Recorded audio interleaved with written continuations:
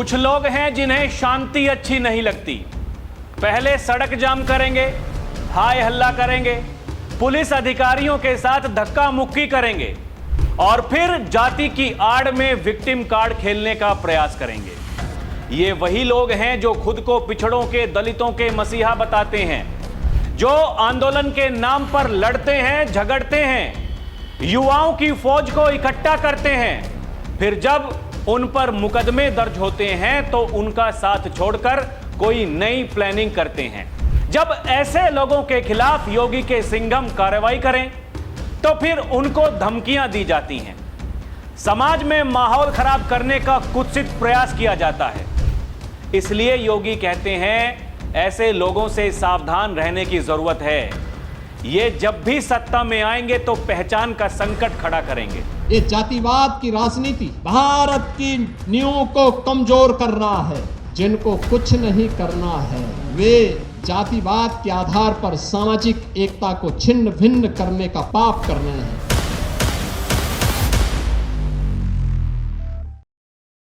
दर्शकों नमस्कार, DNP India देख रहे हैं आप, साथ हूं मैं आपके राहुल चौधरी। उत्तर प्रदेश की पहचान किससे है? योगी आदित्यनाथ से। योगी आदित्यनाथ की पहचान किससे है? उनके कठोर निर्णय लेने की क्षमता से, उनकी कानून व्यवस्था से। और कानून व्यवस्था की पहचान किससे है? वो योगी के सिंघम जैसे अधिकारी जो सड़क पर उतर करके काम करते हैं, जनता के बीच एक मैसेज देने का प्रयास करते हैं। आप निश्चिंत होकर के अपने घरों में आराम से सोइए, हम आपकी रक्षा के लिए सदैव तत्पर हैं। दर्शकों, लेकिन जब उन पुलिस अधिकारियों पर सवाल उठने शुरू हो जाएंगे, जबरदस्ती माहौल खराब करने का प्रयास किया जाएगा और उन अधिकारियों को ही धमकाया जाएगा, उनके साथ गाली गलौज की जाएगी, उनको यह कहा जाएगा कि समय आने पर हम तुम्हें तुम्हारी औकात बता देंगे। ऐसे लोग हैं जो कहते हैं कि भैया हम जब सत्ता में आएंगे तो कुछ दिनों तक इन पुलिस वालों के तबादले मत करना, इनसे हमें बदला लेना है, उसके बाद में इनके हम तबादले करेंगे। ऐसे लोग हैं जो कहते हैं कि हम तुमको SC/ST एक्ट में फंसा सकते हैं, तुम कुछ नहीं कर पाओगे। ऐसे लोग हैं जो जाकर के कहते हैं एक इंस्पेक्टर को, अरे तुम एक इंस्पेक्टर हो।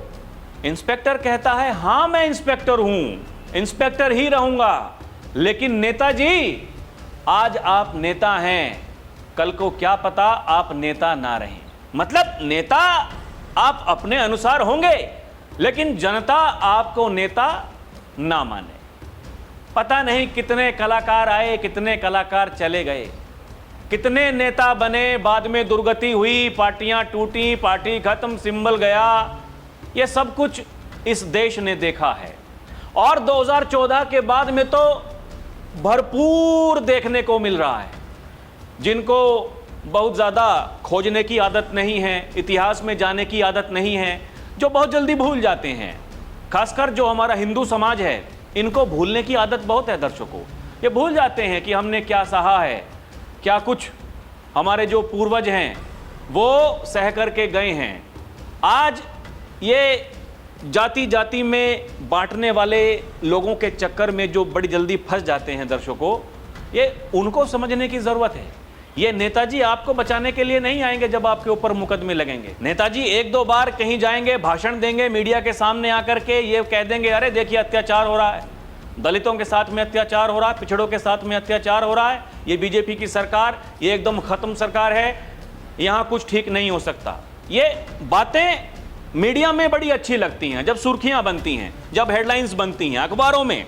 आपने देखा होगा बड़े बड़े थंबनेल्स जिस तरीके से बनाए जाते हैं, लोगों को वो आकर्षित करते हैं अपनी तरफ। आप समझ रहे हैं, हमारे मीडिया में कहा जाता है कैची लाइन। ये सब कुछ वो है। देखिए, अरे देखिए चंद्रशेखर आजाद रावण ने तो किस तरीके से पुलिस वालों की बुद्धि ठीक कर दी। अरे देखिए समाजवादी पार्टी के मुखिया अखिलेश यादव ने मीडिया वालों की बोलती बंद कर दी। आप समझ रहे हैं, ये सब मीडिया में छपने के लिए, वहां हाँ भैया का नाम छप गया, अरे देखिए भैया कितने बड़े नेता बन गए। दर्शकों, नेता ऐसे ही बना जाता है। देखिए, एक नेता वो जो परिवार में पैदा होता है, जिसके बाप दादा बड़े नेता हुए, उस घर में जो पैदा हो गया, वो पैदाइशी उसको हक है, उसको इस देश का प्रधानमंत्री बनना है, इस देश का मुख्यमंत्री बनना है, मतलब किसी प्रदेश का मुख्यमंत्री बनना है। लेकिन आप समझिए, एक वो नेता है जो जमीन से उठ करके लड़ाई लड़के लोगों के काम करवा के मसीहा बनता है। योगी आदित्यनाथ उत्तर प्रदेश के मुख्यमंत्री, कोई कुछ भी कहता रहे, देखिए संत वो हैं, वो महंत हैं। कोई अगर गोरक्षनाथ पीठ का नाम लेकर के ये कहे कि इसलिए उनको मौका मिल गया, ये सब कहने में बड़ा अच्छा लगता है। लेकिन आप उस संघर्ष को देखिए जो उन्होंने सांसद बनने से पहले, सांसद बनने के बाद में वहां के लोगों के लिए किया है। आज भी वो अपने चुनावी भाषणों में ये बताते हैं, जब कहीं जाते हैं गोरखपुर के आसपास, जनसभा को संबोधित कर रहे होते हैं, वो बताते हैं, किस्सा सुनाते हैं। देखिए, आपको याद होगा, मैं उस समय आया था, उस समय मैं सांसद था, मैं तब भी आया था, मैं आज भी आ रहा हूं। मुख्यमंत्री बनने के लिए संघर्ष करना पड़ता है। देश के प्रधानमंत्री नरेंद्र मोदी ने वो संघर्ष किया। लेकिन आप चाह रहे हैं कि एक जाति की बात करेंगे, 2 से 3 जातियों की बात करेंगे, और आप ये कहेंगे कि 2027 में हमारे बिना कोई सरकार नहीं बन सकती है, चाबी सत्ता की हमारे पास में है। बेईमानी है। आप अपने लोगों के साथ में बेईमानी कर रहे हैं, जिनको आप सपना दिखा रहे हैं। और ये जो हिंदू समाज में जो अलग अलग जातियों में जिस तरीके से लड़वाने का ये प्रयास सोशल मीडिया पर, और फिर कोई समझाने की बात करता है, नहीं समझते हैं, लड़ते हैं, झगड़ते हैं, फिर जब पुलिस कार्रवाई होती है फिर धमकियां दी जाती हैं। दर्शकों, आप देखिए ना, योगी के सिंघम, इन्होंने अनुज चौधरी के साथ में क्या किया था।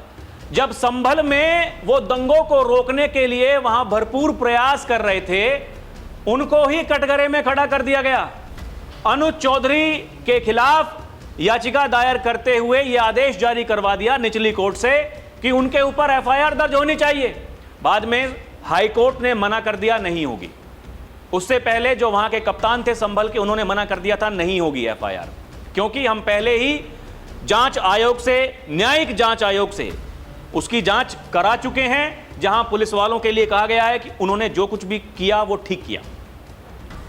आपको याद होगा, ज्यादा दिन पुरानी बात नहीं, आईपीएस अजय पाल शर्मा, उनको ऑब्जर्वर बना करके बंगाल भेजा गया था, उसी फलता विधानसभा सीट पर जहां टीएमसी का गुंडा चुनाव लड़ रहा था, जो धमकियां दे रहा था वहां के हिंदुओं को, कह रहा था कि घर से बाहर अगर निकलोगे तो फिर मुझे वोट देना है, नहीं तो फिर याद करिएगा मैं जो कुछ करता हूं, और चुनाव जीतने के बाद में जो कुछ मैं कर सकता हूं। जो गुंडा अभिषेक बनर्जी को यह कहता हो कि दादा आपने मुझे सब कुछ दे दिया, लेकिन मुझे एक इलेक्ट्रिक भट्टी चाहिए, क्योंकि चुनावी नतीजों के बाद में कुछ लोगों को दिल का दौरा पड़ेगा, उनके अंतिम संस्कार के लिए हमें फायदा होगा। उनकी सोच देखिए आप। और उसको धमकाने के लिए जब आईपीएस अजय पाल शर्मा वहां जाते हैं और कहते हैं उसके परिवार को, उस गुंडे को समझा लेना, नहीं तो फिर उसका इलाज हम कायदे से कर देंगे। ये ट्रोल आर्मी जो है, ये सोशल मीडिया पर मुहिम चलाती है उनको बदनाम करने के लिए। क्या कुछ नहीं कहा जाता है, उनको धमकियां मिलती हैं, हम चुनाव जीतेंगे, उसके बाद में आपको घसीट करके लेकर के आएंगे, आपको कोई नहीं बचा पाएगा। आज वो गुंडा कहां है? आज वो गुंडा जेल में है। गुंडे की परेड करवा रही है वहां पश्चिम बंगाल की पुलिस, क्योंकि सरकार बदल गई है। अभी आप देखिए, मेरठ में एसएसपी अविनाश पांडे, उन्होंने वहां जो लोग मूर्ख बना रहे थे, देखिए ये मूर्ख बनाने की कला है दर्शकों। जिस केस में पुलिस पहले ही कह चुकी कि भैया जो आरोपी है वो उस लड़की का बॉयफ्रेंड है, उसने उसके फोन में देख लिया वो किसी और से बात करती है, उसने ये कबूला, परिवार वालों को बता दिया, परिवार वाले कह रहे थे कि जी हाँ ठीक है, लेकिन कुछ लोग जो कान में जाकर के फूंक मारते हैं, उनको भड़काने का प्रयास करते हैं। अरे आप अगर ऐसे कर दोगे तो फिर कल को कोई और हमारी बेटी के साथ में, अरे आपके समाज की बेटी नहीं, वो सबकी बेटी है, ये पूरे हिंदू समाज की बेटी है, दर्द सबके लिए है, बिल्कुल नहीं होना चाहिए था। वही जो वहां प्रयास किया गया, जानबूझकर यह कहा जा रहा था, जब पुलिस ने कहा कि आप यहां से चले जाइए, आपके पास में कोई अधिकार नहीं है, आपके पास परमिशन नहीं है, आप यहां सड़क जाम मत करिए। तो पुलिस वालों को कहा जाता है लाठी चलानी है लाठी चलाओ, गोली चलानी है गोली चलाओ, हम यहां से नहीं हटेंगे। जब लाठियां चली फिर विक्टिम कार्ड, फिर चंद्रशेखर आजाद रावण अगले दिन मेरठ पहुंचते हैं, वहां जाकर के पुलिस वालों से बदतमीजी करते हैं। कुछ लोग सोशल मीडिया पर वो जो भीड़ इकट्ठा की गई हाईवे पर उसका फोटो डालकर, वीडियो डालकर ये कहते हैं कि आपने एक छोटा सा रास्ता हमने जाम किया तो लाठियां चला दी, ये देखिए हमारे भैया यहां पर पहुंच गए हैं, हमने हाईवे जाम कर दिया, कोई रोक सको तो रोक लो। सीधे सीधे चैलेंज, सीधे सीधे। और फिर जब वहीं मुकदमे दर्ज हुए जिन लोगों पर एक दिन पहले, जिनको भेज दिया गया जेल, अरे देखिए हमारे लोगों को जेल भेज दिया गया, वहां नौटंकी चल रही है, ड्रामेबाजी चल रही है, कोई पुलिस वैन में घुस करके कह रहा है मैं आत्महत्या कर लूंगा। अरे क्या समझ के रखा है? दर्शकों आप समझिएगा, जो काम करने वाले अधिकारी हैं उनको कैसे बदनाम किया जाता है, उनके खिलाफ एजेंडा चलाया जाता है। मैं ये नहीं कह रहा कि मैं क्लीन चिट दे रहा हूं किसी अधिकारी को, नहीं भाई, गलती होती है, कोई जानबूझकर करता है, किसी से नादानी में होती है, लेकिन जो तरीका है जो सबको दिख रहा है, योगी बार बार इस बात को कहते हैं आप सड़क जाम नहीं कर सकते। योगी तो ये कहते हैं कि हमने ये तय किया है सड़क पर नमाज नहीं पढ़ेंगे, कोई सड़क चलने के लिए है, राहगीरों के लिए है, एक महिला के लिए, एक पुरुष के लिए जो कमाने के लिए अपने घर से बाहर निकला है। वहां बताया गया कि उस दिन कम से कम 2 से 3 एम्बुलेंस बहुत देर तक फंसी रही, कितने बच्चे जो स्कूल से आ रहे थे, महिलाएं जो अपने काम पर जा रही थीं, वो फंसी रही वहां जाम में। ये सड़क जाम करने का अधिकार किसको है? और फिर अधिकारियों को निशाना बनाया जाता है, फिर उनको धमकियां दी जाती हैं। दर्शकों आप ये देखिए ना, मेरठ एसएसपी अविनाश पांडे को सोशल मीडिया पर मिली नई धमकी, परिवार पर अभद्र टिप्पणी। आप देखिए आपके सामने है, मीडिया रिपोर्ट्स में छप रहा है। 8 जुलाई को कलेक्ट्रेट परिसर में जमकर हंगामा हुआ था। धरना प्रदर्शन के दौरान पुलिस लाठीचार्ज, एसएसपी अविनाश पांडे द्वारा प्रदर्शनकारियों को थप्पड़ मारने के विवाद ने अब नया मोड़ ले लिया है। पहले एसएसपी के पीआरओ को फोन पर धमकी मिलने का मामला सामने आया था, अब सोशल मीडिया पर एक धमकी भरा वीडियो वायरल होने से विवाद और गहरा गया है। इसी मीडिया रिपोर्ट में आगे बताया गया है कि उधर मेरठ जिला बार एसोसिएशन ने रामकुमार शर्मा जो उनके अधिवक्ता हैं, उन्होंने इस मामले में सिविल लाइन थाने में लिखित शिकायत देकर आरोपी के खिलाफ एफआईआर दर्ज करने की मांग की है। उन्होंने कहा कि सोशल मीडिया का दुरुपयोग कर कानून व्यवस्था को प्रभावित करने की कोशिश करने वालों के खिलाफ कठोर कार्रवाई होनी चाहिए। इस पूरे घटनाक्रम पर अभी तक किसी भी पुलिस अधिकारी ने कोई आधिकारिक बयान जारी नहीं किया, जबकि सूत्र बताते हैं कि 100 से ज्यादा सोशल मीडिया अकाउंट पुलिस की रडार पर हैं। पुलिस की आईटी सेल अपना काम कर रही है। सूत्रों की माने तो लखनऊ से आदेश के बाद भड़काऊ आपत्तिजनक टिप्पणी करने वालों पर कार्रवाई संभव है। यानी जो पुलिस के सूत्र हैं मीडिया वालों के, वो ये बता रहे हैं कि लखनऊ से केवल एक आदेश की जरूरत है, उसके बाद में कार्रवाई संभव है। 100 से ज्यादा ऐसे सोशल मीडिया अकाउंट हैं जो धमकी दे रहे हैं, चैलेंज कर रहे हैं। दर्शकों मैं पहले भी कई बार आपको बता चुका हूं, जैसे वो गाना आया था बेबी को बेस पसंद है, ऐसे ही योगी को चैलेंज पसंद है। जब कोई सीधे सीधे उनकी कानून व्यवस्था को चैलेंज करके अराजकता पैदा करने का प्रयास कोई करता है, उसका इलाज ऐसे ही होता है जैसे वो बरेली वाले मौलाना तोकीर रजा, जो अपने आप को मुस्लिम समाज का वो भी मसीहा समझते हैं, आज जेल में हैं, कब बाहर आएंगे कोई पता नहीं। बाबा डंके की चोट पर कहते हैं जब भी किसी का मन हो गुंडा बनने का, बदमाशी करने का, अराजकता करने का, एक बार मौलाना के साथ में क्या हुआ था वो देख लेना। दर्शकों बताया जा रहा है ये वीडियो रामफेर यादव नाम की एक इंस्टाग्राम प्रोफाइल से अपलोड किया गया। ये प्रोफाइल दिसंबर 2024 में बनाई गई थी। इसके हजारों फॉलोअर्स हैं। इसी नाम से फेसबुक पर भी एक अकाउंट मौजूद है, जबकि यूट्यूब पर रामफेर अंबेडकरवादी नाम से भी चैनल संचालित होने की बात सामने आई है। इन सभी सोशल मीडिया प्लेटफॉर्म की जांच की मांग की गई है।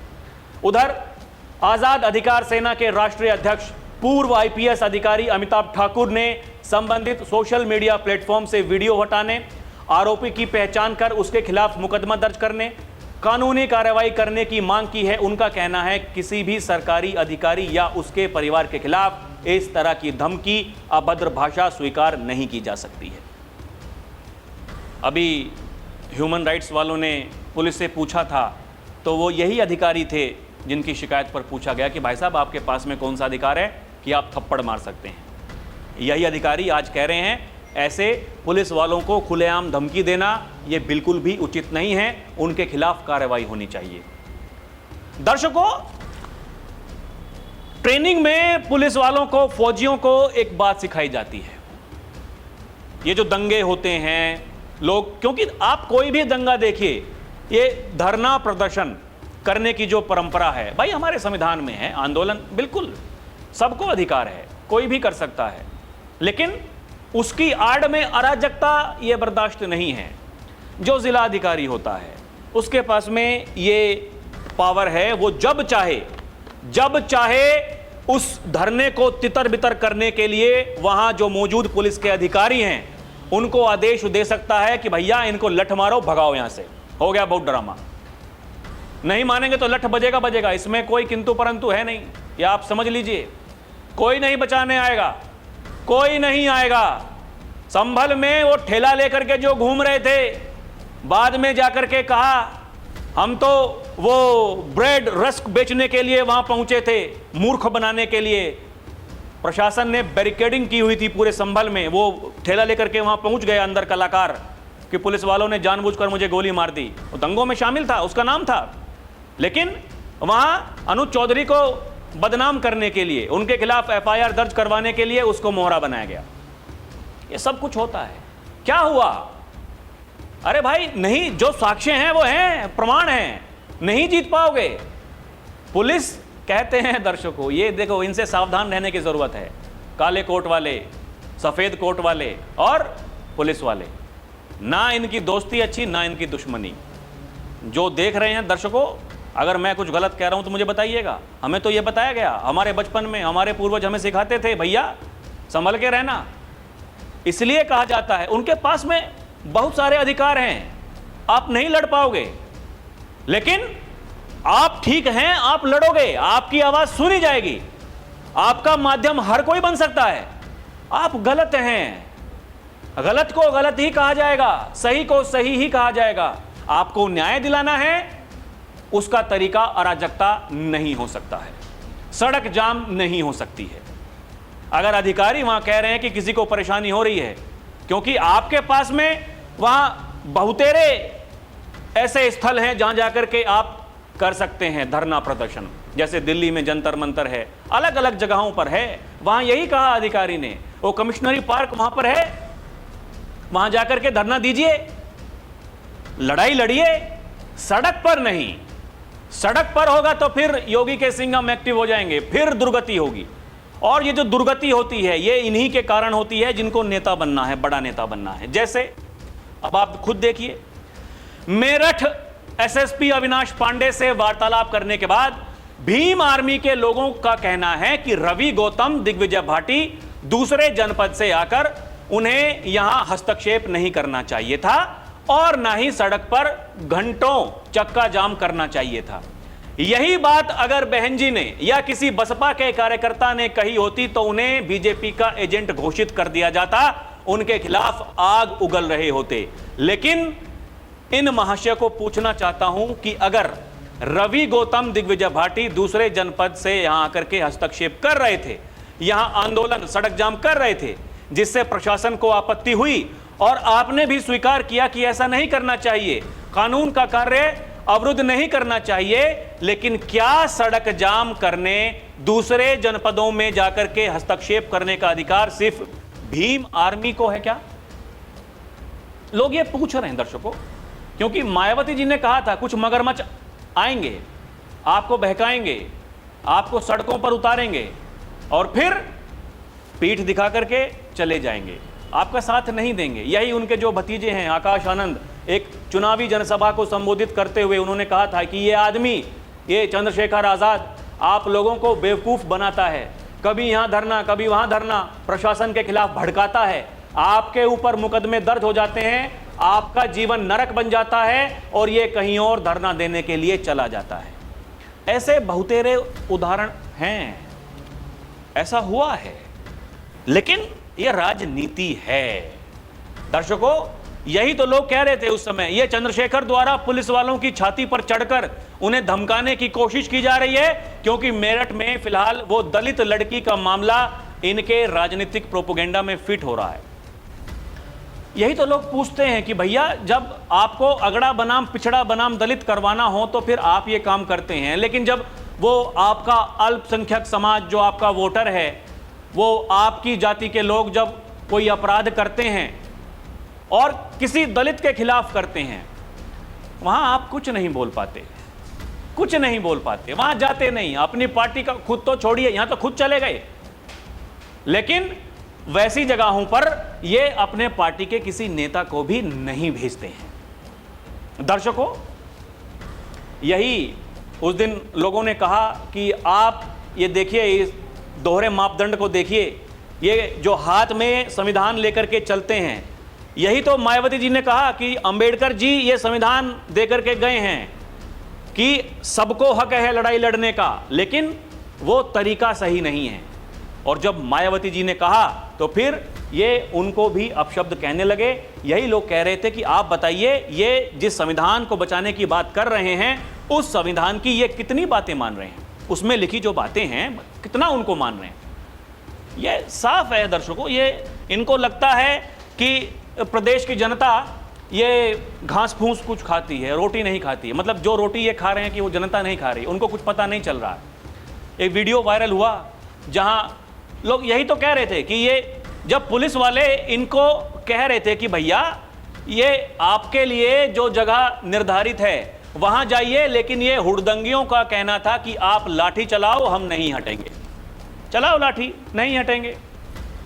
अभी आऊंगा, देखिए आपको दिखाऊंगा ये कैसे बाद में ये रोड जाम नहीं है, ये नेशनल हाईवे जाम है। कहां है, आओ हटा के दिखाओ। ये देखिए ना, आजाद समाज पार्टी के द्वारा, उनके कार्यकर्ताओं के द्वारा सोशल मीडिया पर, देखिए आप खुद देखिए, ये कप्तान साहब वो फंदा बांध रहा है, कप्तान साहब उसने फंदा लगा लिया। इसी के बाद वो जो लोग वहां पहुंचे थे, वो जब करने लगे वहां ड्रामेबाजी, ये वीडियो वायरल हुए। दर्शकों, लोग यही कह रहे हैं कि क्या ये वीडियो आपने चंद्रशेखर आजाद रावण, अखिलेश यादव के किसी सोशल मीडिया अकाउंट से पोस्ट होते हुए देखा है क्या? नहीं देखा है। पुलिस वाले बता रहे थे, अरे कप्तान साहब देखिए क्या हो रहा है। अरे कप्तान साहब, आप सोचिए वहां ना पहुंचे होते, उसको ना रोका होता, वो कुछ हो ही गया होता, एक और कलंक माथे पर लग जाता, फिर आप देखिए कितना बड़ा बवाल होना था। दर्शकों, ये इनको लगता है कि ये ऐसे मूर्ख बना करके कि भाई देखिए हमारा गठबंधन, हम इंडी गठबंधन में हैं और समय आने पर भाई हम भी आ सकते हैं। ये पूरा कांग्रेस, समाजवादी पार्टी, ये आज़ाद समाज पार्टी, बहुजन समाज पार्टी तो कह चुकी भैया अकेले चुनाव लड़ेंगे, ना बीजेपी के साथ हैं ना इंडी वालों के साथ हैं। ये आजकल कांग्रेस के सांसद इमरान मसूद पता नहीं क्या क्या कह रहे हैं समाजवादी पार्टी के बारे में, सुनिए।